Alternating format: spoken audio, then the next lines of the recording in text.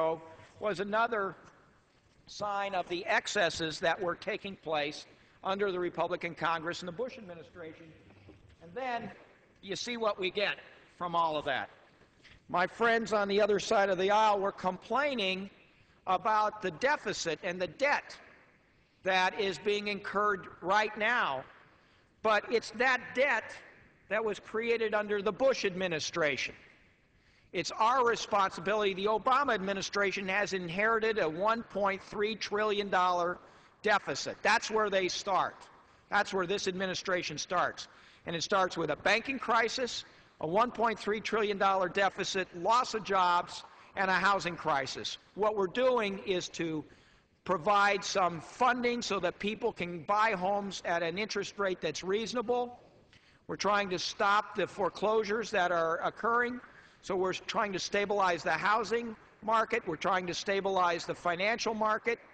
Now, much of what we did to try and stop the crisis or the fall of the financial markets was done last fall, really under a bipartisan effort of the Democratic Congress and the Bush administration. But it was in free fall. So the Obama administration is trying to get the financial markets on the right path again, and it appears that that's going on. And then we really, this Congress and that administration, also under the leadership of Barney Frank, we came up with the stimulus bill, which is going to spur more jobs, creation of jobs, as well as a new energy economy, revamping education, and dealing with health care costs. Now, I'd like to give my friend from Minnesota opportunity to speak about this, and we'll then have a conversation.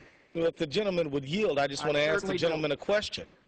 Did the stimulus package also include the Neighborhood Stabilization Act, which is money passed under the Democratic Congress that would allow the neighborhoods to get money to help buy up some of these foreclosed properties? Did that happen? It has. The underlying principle of the American Recovery and Reinvestment Act, the stimulus bill, is jobs. Jobs and stabilizing the housing market, financial market. But what it does with the Neighborhood Stabilization Act is it starts to absorb foreclosed properties, takes those foreclosed properties, upgrades them, rehabilitates the properties, and makes them energy-efficient homes. So not only does it stabilize the housing market, it creates jobs by upgrading these homes to energy-efficient standards, and then helps us move to a new energy economy, which is one of the key points in the stimulus bill.